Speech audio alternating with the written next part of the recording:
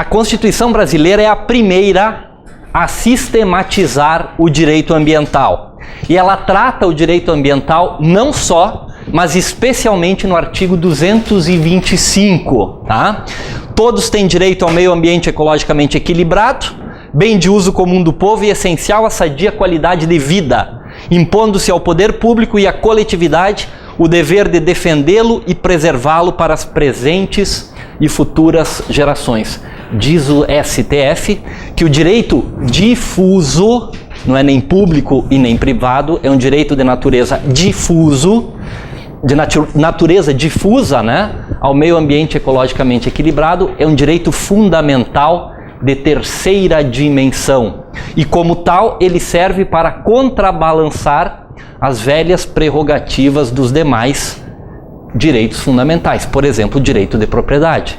Sendo que pela moderna teoria da aplicação dos direitos fundamentais, um direito fundamental não pode anular o outro. Eles devem se contrabalançar, sopesar para que ambos possam conviver no mesmo sistema. Muito bem, o conceito de direito ambiental, ele vem espalhado pela Constituição e ele engloba 4 eixos, não esqueçam disso. Nós temos o meio ambiente natural, que é composto por aqueles elementos corpóreos, o ar, a água, a fauna, a flora, etc. e tal, e os elementos incorpóreos, que é o equilíbrio sinérgico entre esses elementos. Depois, nós temos o meio ambiente artificial, protegido, tutelado pelo direito ambiental, que diz respeito basicamente ao meio ambiente construído, urbano, a cidade. Meio ambiente urbano tutelado pela Constituição Federal, especialmente pelo artigo 182. Depois nós temos o viés cultural do conceito de direito ambiental, ou seja, o modo de fazer as coisas, os aspectos culturais que envolvem um povo, os seus costumes, a sua evolução, o modo de produzir um vinho, por exemplo, no Vale dos Vinhedos. Isso integra a proteção, isso é protegido pelo direito ambiental porque integra o conceito de meio ambiente. E depois, o último pilar que compõe o conceito de meio ambiente é o meio ambiente do trabalho, que diz respeito especificamente às condições, à rigidez ambiental no local onde o trabalhador presta o seu trabalho, o seu serviço. Atenção! O macro bem ambiental, o todo, o conjunto, é um bem de natureza difusa, indivisível, transindividual. Agora, isso não quer dizer que nós não possamos ter bens públicos, por exemplo, os recursos minerais, que segundo a Constituição, são bens que integram o patrimônio da União. Ou bens privados, por exemplo, um animal de estimação, ou ainda bens de uso comum do povo. O ar que nós respiramos, os rios, etc. e tal, ok? Não confundir esses conceitos. Muito bem, a Constituição traz relativamente ao meio ambiente, como eu falei para vocês, é a primeira a sistematizar o estudo do direito ambiental, traz regras de garantia, a todo direito corresponde uma ação que o protege.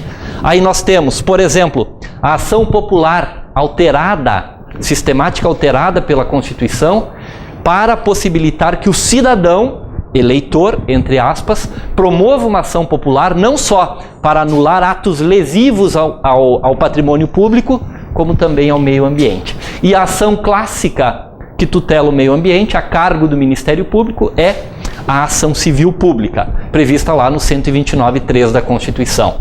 Depois nós temos regras de competência no que diz respeito ao direito ambiental. A competência para tutelar, proteger o meio ambiente material é comum entre todos os entes da Federação. Todos os entes, independentemente da sua competência para licenciar as atividades, devem adotar medidas para tutelar e proteger o meio ambiente.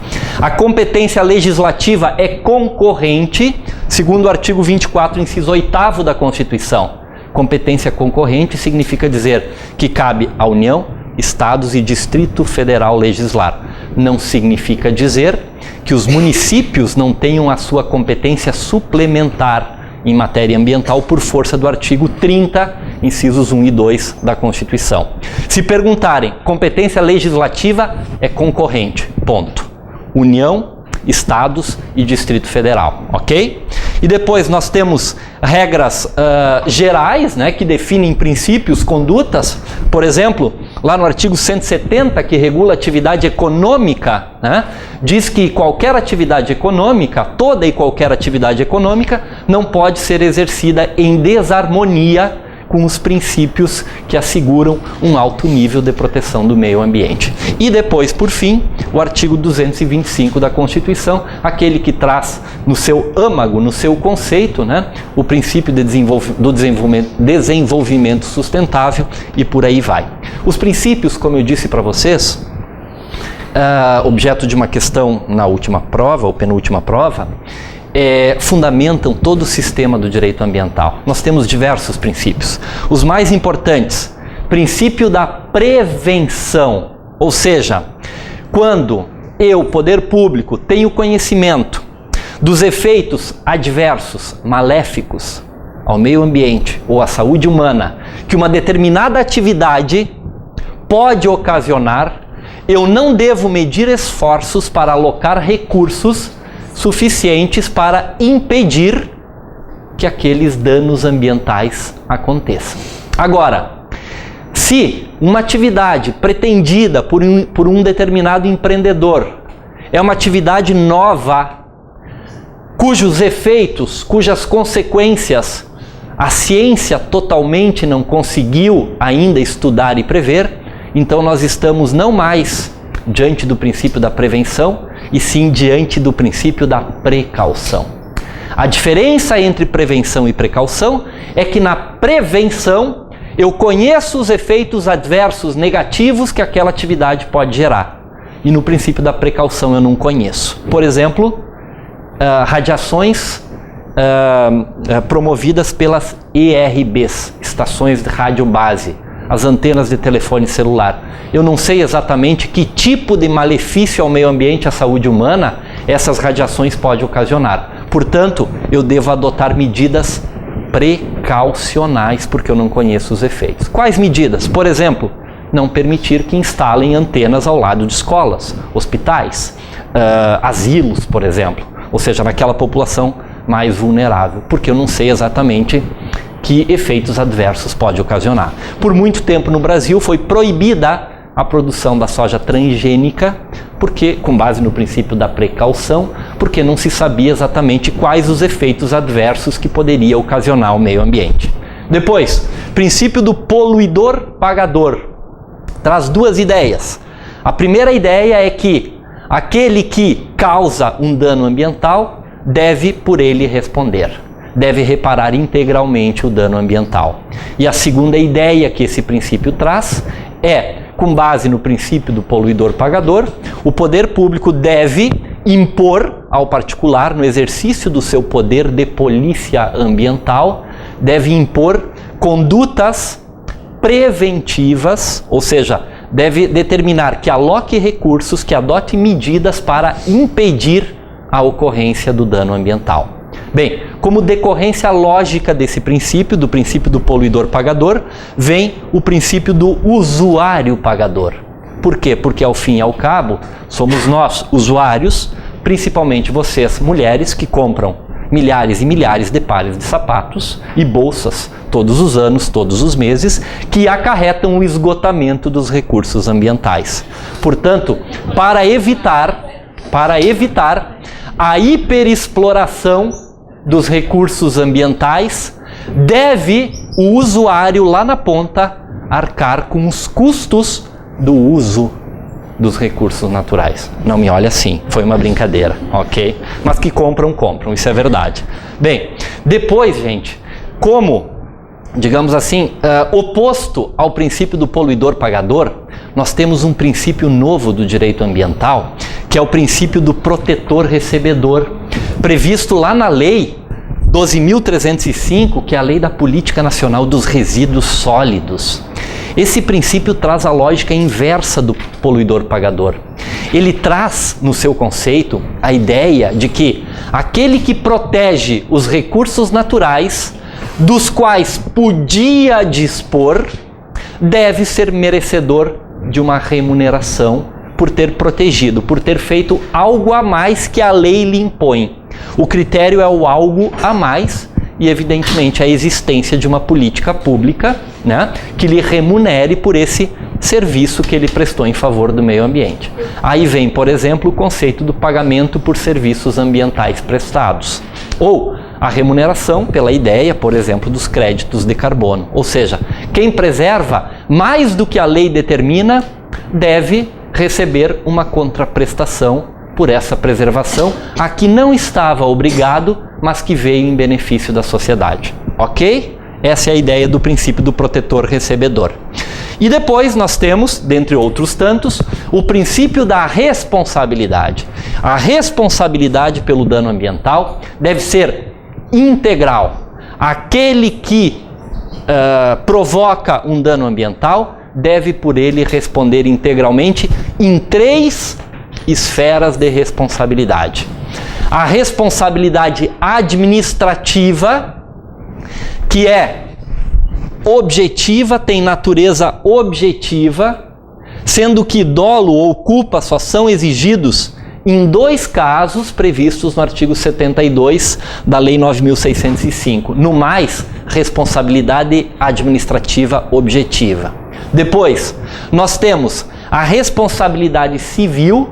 Jurisprudência majoritária do STJ diz que adota-se, no que diz respeito à responsabilidade civil por dano ambiental, a teoria do risco integral, que não admite excludentes de responsabilidade, caso fortuito, força maior. Ou seja, o sujeito que implantou uma atividade que pode ocasionar um dano ambiental, ele é responsável não só independentemente da existência de culpa, por isso responsabilidade objetiva, mas também independentemente da ocorrência de fenômenos naturais, por exemplo, que causam um dano ambiental pelo risco em si da atividade que ele colocou em operação. Portanto, ele deve responder também. E depois, a responsabilidade penal, que é subjetiva, evidentemente, né? A nossa Constituição não admite a imputação penal objetiva, digamos assim, ou a responsabilidade penal objetiva. No campo criminal, a responsabilidade é subjetiva. E o que traz de novo, no que diz respeito à lei dos crimes ambientais, é a possibilidade da responsabilidade penal da pessoa jurídica, que só é admitida pela Constituição em 2 casos. Um, crimes ambientais, e o outro, ganha um ponto quem fizer, quem acertar, possibilidade que tem na Constituição da punição, da responsabilização criminal pelos crimes contra o sistema financeiro e economia popular. A Constituição também abre a possibilidade da responsabilização criminal das pessoas jurídicas por esses crimes, além dos crimes ambientais. Novidade de agosto de 2013. O Supremo Tribunal Federal diz, contrariando a orientação jurisprudencial que vinha até então, que é desnecessária a dupla imputação no que diz respeito à punição da pessoa jurídica. O que significa dupla imputação? Que poderia somente ser responsabilizada a pessoa jurídica se houvesse junto, no mesmo processo penal, uma pessoa física.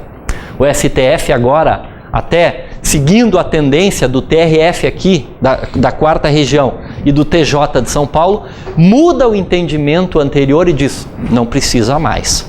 Pode-se mover o processo unicamente contra a pessoa jurídica, separadamente da pessoa física, não obstante, continua sendo necessária a conduta humana para a caracterização do crime pela pessoa jurídica. Muito bem, natureza da obrigação, eu vou correr aqui.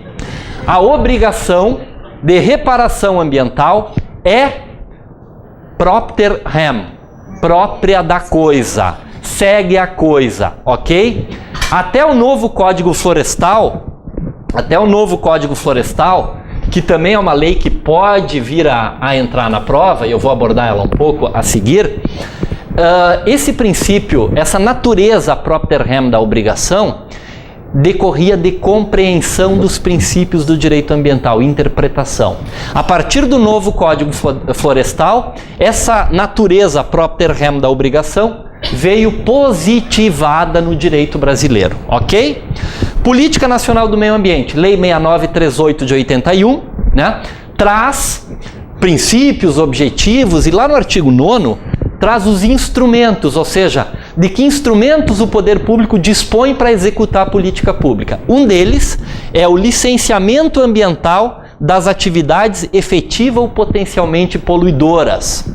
E o artigo 10 da Lei 6938 diz que a construção, instalação, ampliação e funcionamento de estabelecimentos e atividades utilizadores de recursos ambientais, efetiva ou potencialmente poluidores ou capazes, sob qualquer forma, de causar degradação ambiental, dependerão de prévio licenciamento ambiental. Licenciamento ambiental que passa, em regra, por 3 fases: a licença prévia, a licença de instalação e a licença de operação. Alguns empreendimentos também estão sujeitos à elaboração não só do licenciamento ambiental, mas também de uma etapa do licenciamento ambiental, que é o estudo de impacto ambiental e o respectivo relatório de impacto ambiental. Qual é a diferença entre um e outro? É que todas as atividades potencialmente poluidoras ou capazes de causar impacto estão sujeitas a licenciamento ambiental. Mas aquelas atividades que podem causar significativa degradação ambiental estão sujeitas ao EIA-RIMA. A diferença está na palavra significativa.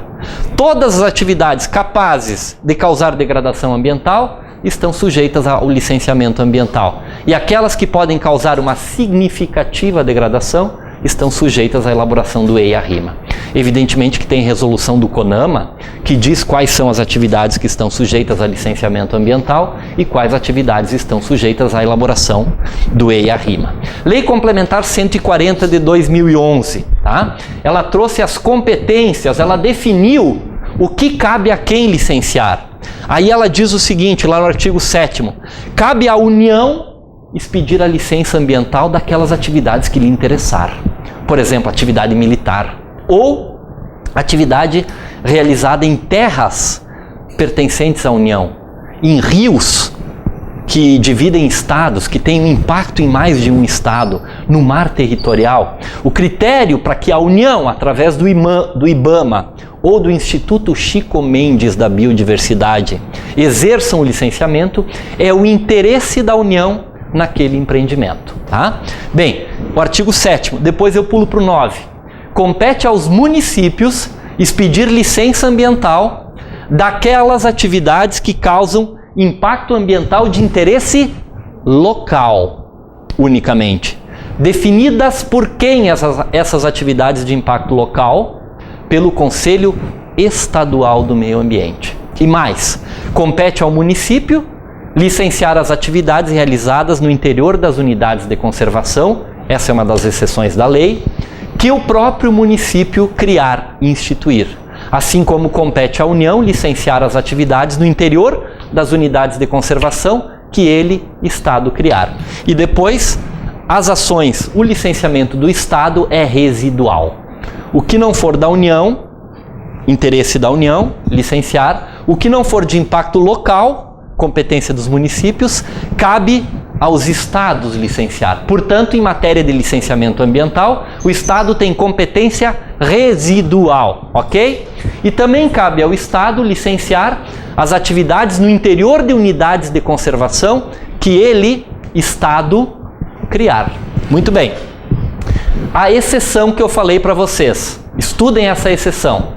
Quem institui uma unidade de conservação licencia as atividades no seu interior, salvo quando se tratar de uma unidade de conservação, que é a que menos restrições apresenta, que é a APA, Área de Proteção Ambiental.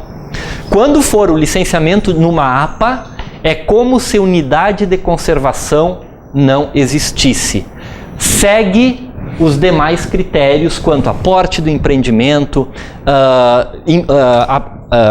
amplitude do impacto, se é impacto regional, impacto local, ou seja, segue a regra dos artigos 7º, 8º e 9º. Compreenderam isso? É importante isso. O ente da federação que institui uma unidade de conservação, é ele o competente para licenciar as atividades que são pretendidas no interior dessas unidades de conservação, exceto quando essa unidade de conservação for uma APA. Talvez vocês entendam melhor depois quando eu entrar na lei que cria as unidades de conservação, ok? Vamos adiante. Há três hipóteses.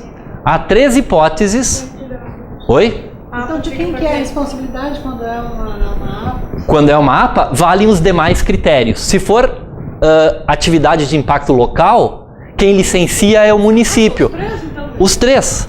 Só que as unidades de conservação, qual é a regra geral? Quem cria, se for a União que cria a unidade, compete unicamente à União licenciar as atividades ali. Se for o Estado, compete unicamente o Estado. Se for o município, compete ao município. Salvo se for uma APA. Porque é como se a APA não existisse. Ou seja, valem os outros critérios. Qualquer ente da federação pode criar unidades de conservação. Qualquer um depois pode autorizar alguma coisa lá dentro. Desde que seja uma APA. Se for uma APA, sim. Nós vamos entender melhor depois quando eu explicar as unidades de conservação. Essa lei autoriza, isso já foi questão de prova, autoriza 3 possibilidades de um ente da federação exercer a competência licenciatória de outro ente da federação.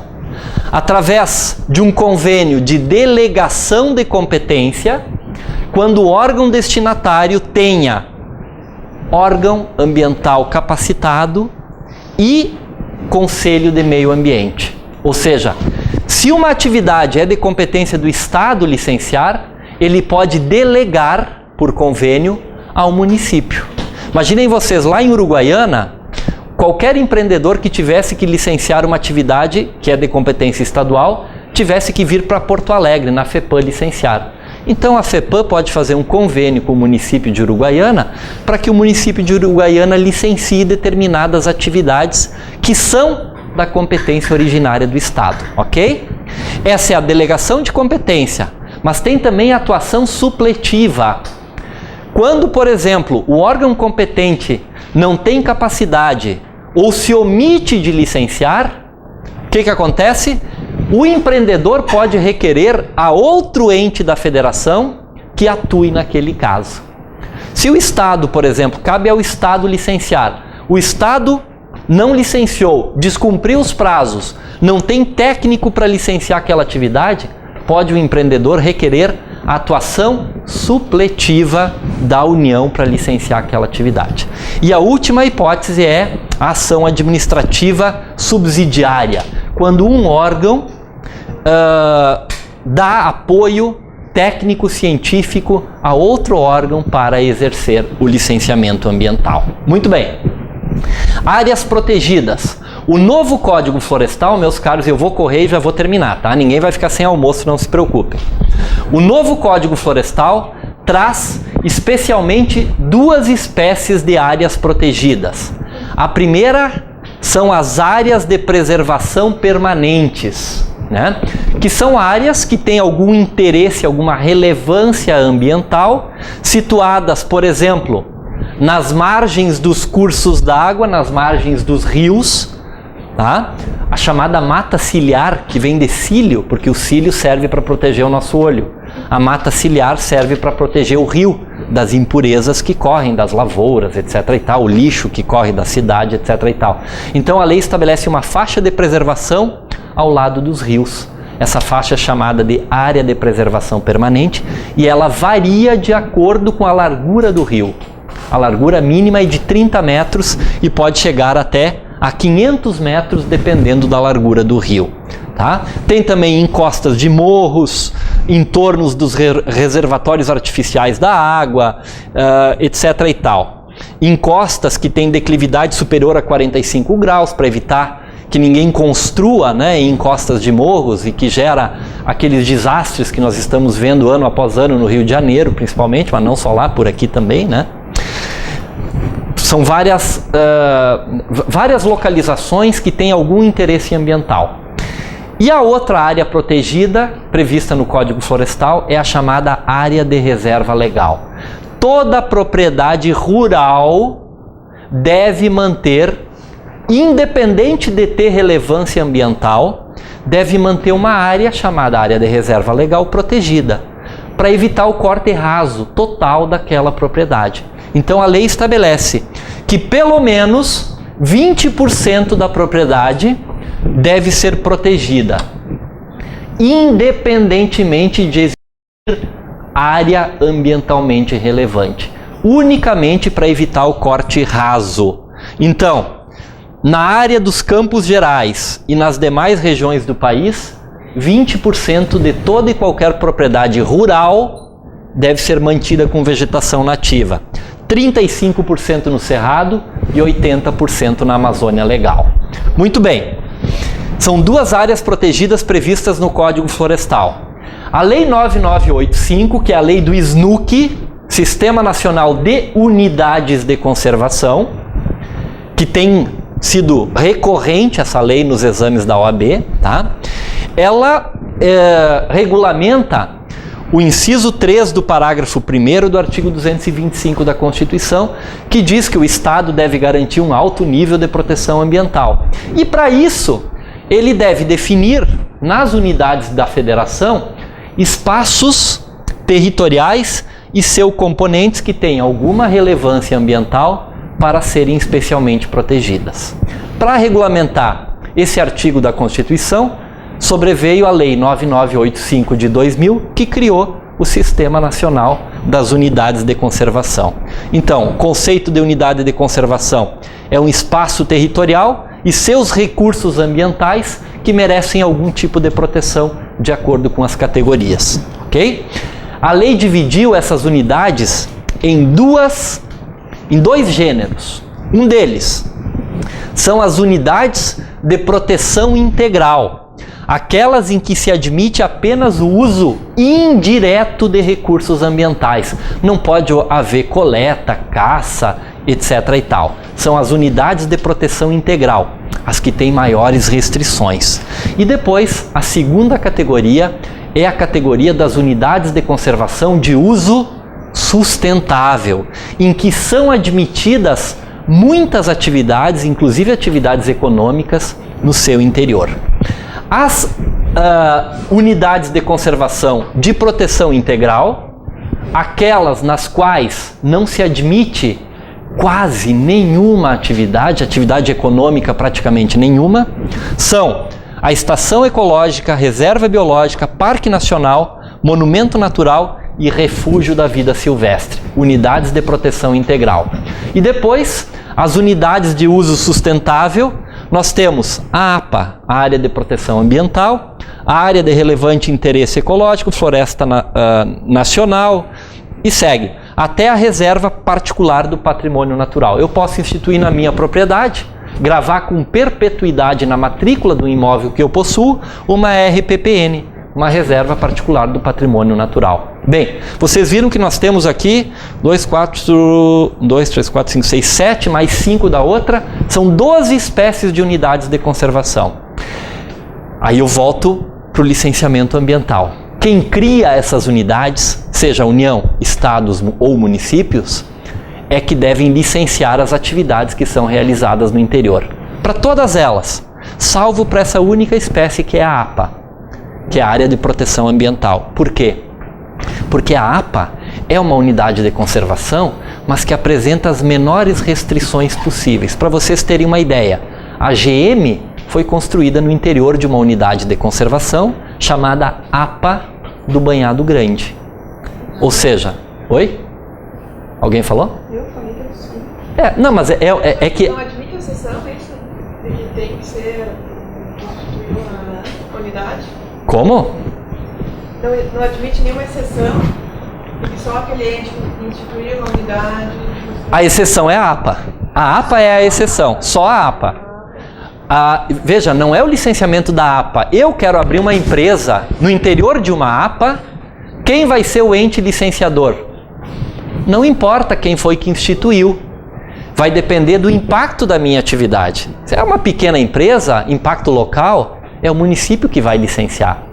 Agora, se for uma grande empresa, um grande loteamento, aí pode ser que seja o Estado, independentemente de quem criou aquela APA. Agora, todas as outras unidades de conservação, o que eu quiser fazer lá dentro, quem vai licenciar? Sem exceção, quem criou a unidade de conservação. Pode ter unidade de conservação dentro de APA, né? Pode ter outra unidade de conservação dentro da APA, pode. Um mosaico pode ser, podem ser unidades sobre... E tem, aqui na unidade de conservação APA, do Banhado Grande, aqui na região do Vale do Gravataí, dentro dela tem uma outra área que chama Refúgio Banhado dos Pachecos, que é uma área que tem uma relevância ecológica muito grande. Então, dentro dessa unidade de conservação APA, foi criada uma outra unidade de conservação, chamada Refúgio da Vida Silvestre, que ali tem todas as restrições possíveis. Então, é uma unidade de conservação sobreposta a outra unidade de conservação. Ok? Muito bem. A questão controvertida dessa lei do SNUC é o artigo 36, que estabelece uma compensação pré-ordenada. Quem quiser montar uma empresa, uma indústria, qualquer atividade que dependa de EIA-RIMA, tem que contribuir, diz o artigo 36, com uma compensação ambiental prévia, independentemente dos impactos que aquela atividade possa causar, diz a lei. Você tem que contribuir com uma unidade de conservação de proteção integral com 0,5% do valor do seu investimento. Aí, esse 0,5% foi objeto de uma ADIM e o Supremo Tribunal Federal disse o seguinte: não pode ser tarifada em 0,5%. Por quê?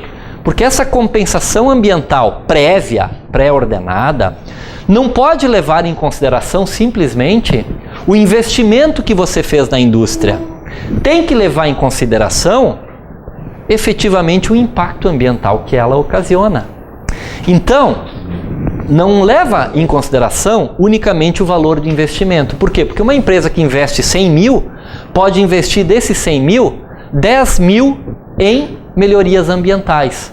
E outra empresa que investe os mesmos 100 mil e que investir 30 mil em melhorias ambientais, teria que pagar 0,5% sobre 100 mil, tanto uma quanto a outra. Então o STF disse, não pode ser esse o critério.